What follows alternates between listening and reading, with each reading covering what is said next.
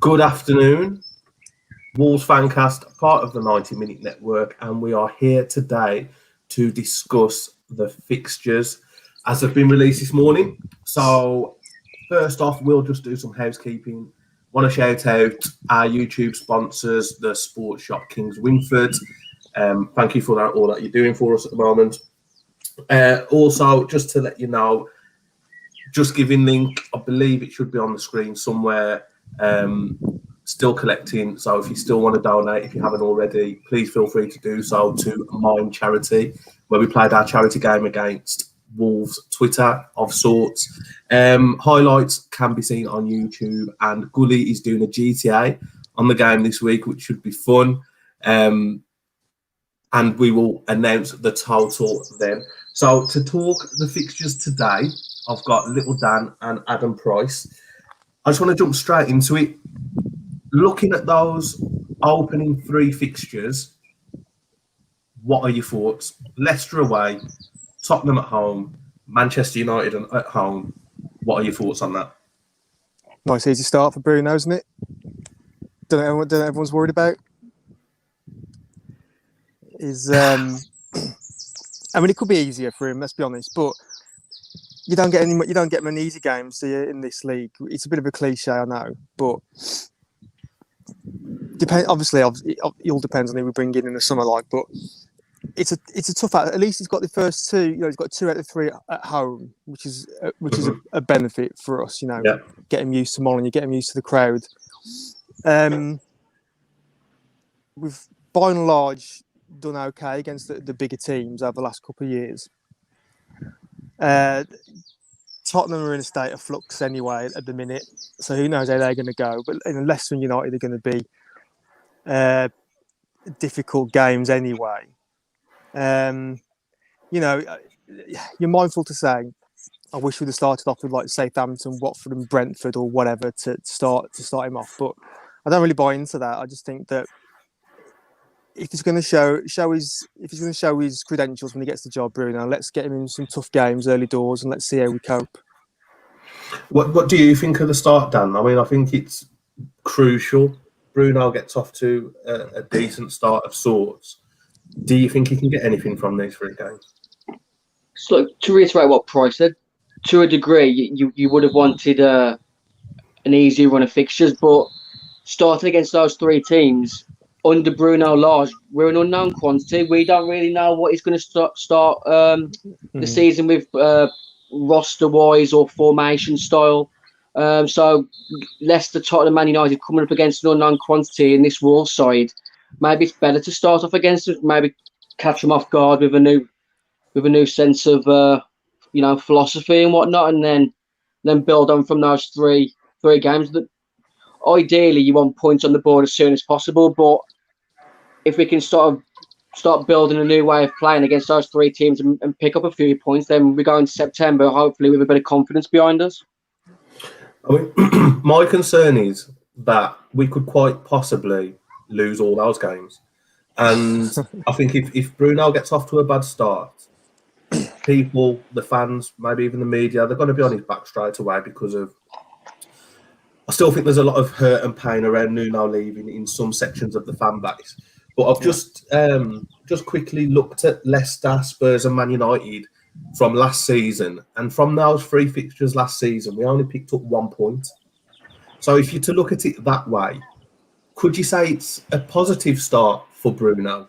Because if he gets 3 points from these opening 3, could you then make the comparison that he's sort of better in Nuno's record from last season?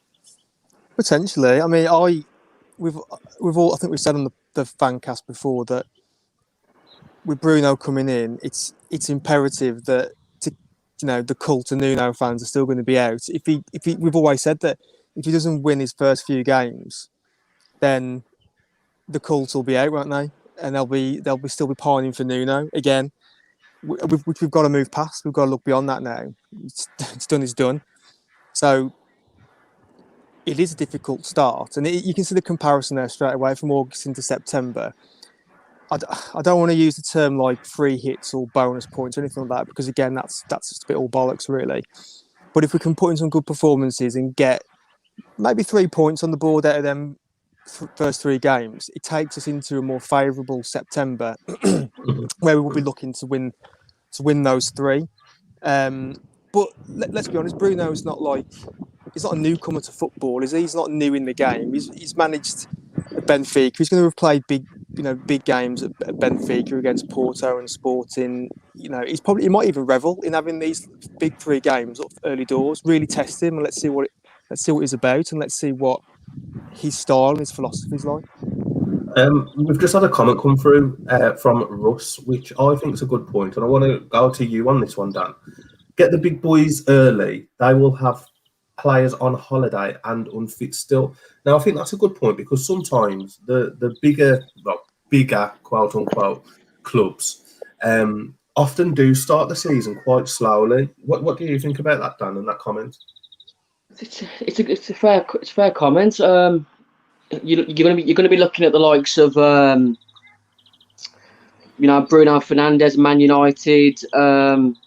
Leicester have got a couple of decent players which you might think could go, like Tielemans could go all the way in the Euro. So hopefully these players are still maybe a bit lagging, still needing a bit more of a break before they get finally back to full pelt fitness and sharpness come August. So I said we're going to be an unknown quantity. Hopefully our Portuguese players, if they're still here come August, and ready to go for that game on the 14th of August away at Leicester. But I said a week ago to a friend, it doesn't matter whether we've got Nuno, Bruno, or Pep in. Fosun need to back our coach this summer, and if they do, then I've got faith in the squad to pick up points where we needed. Yeah, definitely, and I think you're totally right that Fosun need to back Bruno. I think that it's quite apparent that it wasn't mutual consent as much as they might want to try and ban that about. But for me, they've made a statement. Bruno is obviously the man that they wanted, but they've got to back him as well. We need new personnel. It'll be interesting to see what sort of a squad Bruno likes to keep, whether he wants a bigger squad, whether he's happy to work with a smaller squad like Nuno was. Whilst it's on screen, okay, then can we just shoot to the running and get the running on screen? The final running? Yeah, please, if we can. So, looking at May's fixtures, we end the season Chelsea away, Norwich at home, and Liverpool away. Now, when I look at the fixtures, the first ones I usually look for are the sort of the opening 3 and the closing 3 to see how your season's going to start and finish. Pricey, what are your thoughts on the running? Well, on May, it's a bit Jekyll and Hyde, isn't it? 2 tough games away, Chelsea and Liverpool, sandwiched in between Norwich, where you'd be expecting us to get 3 points, but more so for April, when there's a bulk of games in there. Again, it's a bit tricky to call. We've got Villa are going to be quite a bit, probably they already look to be strengthening, so both of our games against them will be tricky. Newcastle away, but actually for the fans, that's a great time of year to have a good away day in Newcastle, that is. So they'll be taking a lot of fans up there for that one. And then the bogey team, Brighton. So if you attach Brighton onto May's fixtures, like we rarely, if ever, win against Brighton, and then you've got Chelsea and Liverpool. If it comes to that time of the season where we're scrambling around for points to achieve whatever it is we need to achieve, it could get a bit dicey, because that's like a run of 3 out of 4 tricky games there: Brighton, Chelsea, and Liverpool, incorporating with Norwich. That could be quite tricky. Again, this is all heavily caveated by what it is that we do in the summer, and how much we back the manager. But take it at current standing. That's for me. That could be quite a tricky running end of the season. Yeah, whichever end of the table we're at, you want a good end to the season, don't you? Chelsea and Liverpool away sandwiched. With Norwich at home sandwiched in between. We don't know what's going to happen, but let's imagine Norwich are fighting for relegation. Again, it's a game that you don't really want to play. Dan, do you have, what's your confidence levels like looking at this running? Let's sort of go April and May. At the moment, it's difficult to be confident because you look at the sort of squad that we've got on our books at the moment. You see all the players that are being linked away. How can you be overly confident at the moment without having blind faith? I don't see how you can be. But it's what I just said. If Fosun back Bruno as I expect them to this summer with help from Jorge Mendes, because I still think he's going to come good for us this summer. After the last year in the pandemic, a lot of people have been running low on funds and whatnot. He still managed to come out pretty nicely financially off the back of deals involving Jota, Doherty, and Fabio Silva. So I'm hoping that it's going to help us out this summer. I'm sure Bruno Lage is another one of his clients, so he ain't going to want to shack one of his clients, is he? So, Yeah. Looking at that May running, it's either a battle for top 4 or a battle in the bottom 4. And literally it is. I mean, the season could go either way. It really could. Last season, yeah, okay, well, it was disappointing, but the 2 seasons before, there was positive. And I think we're sort of at that stage now, especially with getting with new coaching staff, that really this summer is absolutely huge on which direction we're going as a club. If we can we just have a quick look at? So here's my overall. I mean, the one month that really sticks out to me is December and the first game of January. I mean, you're looking at this Christmas run where the games are coming thick and fast. Again, it's one of them. It could play in your favour with the opposition getting injuries, suspensions. Do they still play Champions League in December? No, they don't, do they? The break over the winter month, the harsh winter months. I think it stops about November, then picks up again. Is it November it stops? So, around that time, how's you look then? If this was in November, for me, it'd look a lot healthier. But Dan, I'll come to you. What are your thoughts on this Christmas running period? It's a daunting run of fixtures on paper, isn't it? But until you see how our squad looks come the end of the August transfer window, I don't think it's worth panicking over at the moment. I said on paper, it's massively daunting. Liverpool at home, we've struggled against Liverpool at home in the Premier League. Man City away, I know we've picked up points in there in recent years, but it's always a place where you bite your hand off for a draw. Yeah. Brighton away, I mean, we may as well just send the kids and hope for a draw there because we ain't going to get a win. I mean, Nuno was a special coach. When you look back again, we beat Brighton at home this season. He won away at Middlesbrough, where we've never picked up points in the past. So another reason why it was special. Chelsea, we've got a decent run against Chelsea in recent years, but under Thomas Tuchel, they're a decent side now. And then Watford and Arsenal games, which you look at Watford and Arsenal, those are the sort of fixtures this season where you need to be getting wins in order to at least finish mid-table. Yeah. And what about you, Pricey? What sort of points prediction would you put on those December fixtures? I know it's early, so I'm not trying to throw you under the bus too much with a prediction, but put a points prediction on December.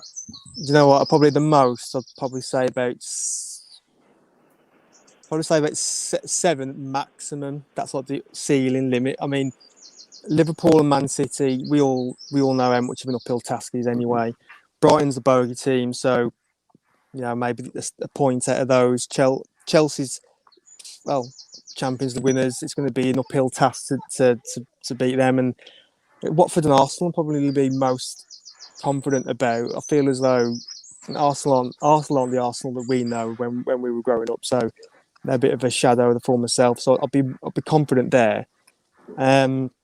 It's tricky. This one of the games would be tricky in any month, but more so in December when you've got, how difficult we've had it before with the games. I mean, was it last season or season before where we had Liverpool and City two days apart? And fair enough. We were riding crest for a wave then. So I know we beat City and Liverpool was a bit harder, but Watford and Arsenal 2 days apart. I'll be confident. I haven't got much to base it on, but I'll be confident at the minute. But yeah, the first half of that month looks hard. You know, you're not going to lie, it looks a bit tricky. So points prediction wise, so the ceiling limit I'd say is 7 points out of that lot. That's the max I can see. Yeah, it's not a bad return, but again, that's you're probably looking lower mid-table, aren't you? Sort of overall thoughts. What fixtures stand out for you? So let's just imagine for one moment that Boris releases us all, and we're seeing scenes like we saw in Budapest last night for the Hungary v Portugal game. So full stadiums, absolutely bouncing, rocking atmosphere, out of this world. Dan, what 3 fixtures? I'll tell you what 2 away fixtures are you looking forward to the most if we can go? Well, like, you mentioned earlier about certain fixtures that you look for across the season. No, it's a strong comment. Your first 3 fixtures and your ending 3. I do the same, but then I also add who your Boxing Day fixture is and the fixture closest to my birthday. So the fixture closest to my birthday is Newcastle away. Oh, that's brilliant! Nice. That's fell nicely. If we can go to that one, we'll have a night out up there and just enjoy the culture side of Newcastle, which is booze and kebabs, I think. And the other fixtures, I'd like to go to Arsenal away just before the New Year's. It's a fixture that I feel we can get a victory at, and to close the year off would be nice there. And what about you, Pricey? What games sort of stand out to you, and what games are you looking forward to? I always look forward to the Boxing Day fixture because I love a Boxing Day game. I know we've had it moved to the 27th across certain years previous, but so this year we've got a Boxing Day this year, so we've got home to Watford. So it's not a blockbuster game. But I'm glad that we're at home all day. I do like getting out of the house on Boxing Day and going to the game. Birthday wise for me, I think I'm January. So I'm sandwiched between. I think it's Brentford away. I'm closest to because I'm on the 19th. So Brentford away would be good. I know they've got a new ground now, so it's not the old 4 pubs on the corner ground, but yeah, probably still do that. Probably going to have a lap around Griffin Park, and then go off to the new ground. And then, yeah, to be fair, I do tend to look. I think most Wolves fans most fans in general just look to see where Newcastle away is. Although I did look earlier, and unfortunately Sam Jack's has closed down, which is devastating because that was my go-to place. And you get to Newcastle, topless barmaids at 1 o'clock in the afternoon, brilliant. I think if we went to Newcastle, we might have to do a little detour of Sunderland and let little Dan show us around. Don't know what you mean. That's the one place of the northeast 3. That's the only place I haven't been to. Sunderland. I've been to Borough and Newcastle. Never stepped foot in Sunderland. What am I missing? I'll let Dan explain to you once we've gone off there. I mean, from my point of view, I'll be honest. I don't really look out for the Boxing Day fixture too much. I'm just a weirdo like that, but I do tend to look out for local derbies, even though I didn't this year, and that's pricey. So Villa away October the 16th. That'll be a good game. And birthday wise, I've landed quite well.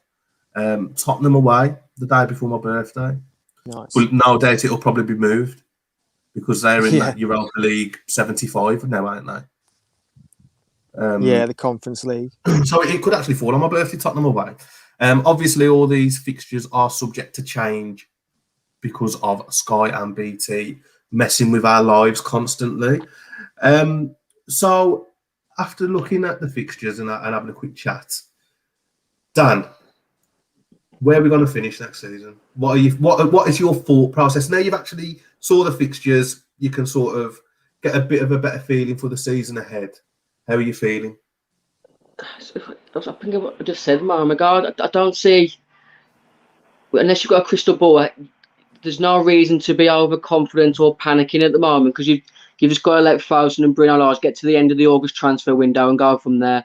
I still think it'll be probably another transition season, maybe another mid-table, just lower maybe. It all depends on how big Fosun go this summer. It's all in their hands at the moment. If they don't give Bruno Lage half a chance, then we might struggle. And then they might have a rude awakening how harsh this Premier League is. Pricey, what about you? What are you feeling now you've seen the fixtures? Yeah, I agree with Dan. Really, at the minute, it's you can't put too much stock in it at the minute. It's just teams on the paper at the minute, because the real stuff that will make you feel confident or not is indeed what happens over the summer. And I don't want to be a broken record about it, but it's just so pivotal. Yeah, we know we were playing and when now roughly, but we all know what needs to happen with our squad in the summer and what improvements we need where. We all know what we need. We just need Fosun to go out now and back Bruno with the players that he needs. I know we've been linked with one this morning. I can't even pronounce his surname, Mosquera, but we need quality in the doors this summer, because don't forget we're going to be missing a few right from the off next season. Like possibly Johnny, still Neto will still be missing right from the off. We still don't know how Jimenez is going to hit the ground running. So might be right. I don't hate to use that term, transition season. What Dan's just said, but when we're saying it could be Champions League or relegation, I don't know. We could just, if it starts going wrong through the season, we could just then start, ambling towards mid-table again. You don't know. What we do need is quality in the squad, in the first team players in the team of good quality. And then we'll have to see what the summer brings. I think we're all in agreement, really, that it's on Fosun now. All eyes on Fosun. We've got a squad. It will be added to and obviously removed from as well. We've got a coach. Now it's all on Fosun. And I think we've just got to see what they do. See if they cause any damage in the transfer window. I think that's it all covered on the fixture side. So don't forget to subscribe to the YouTube, follow us on all the socials for the best Wolves news from an unofficial channel. And it's bye from Pricey. That's that, guys. Bye from Little Dan. Bye, everyone. And bye from myself. See you later. Enjoy your day.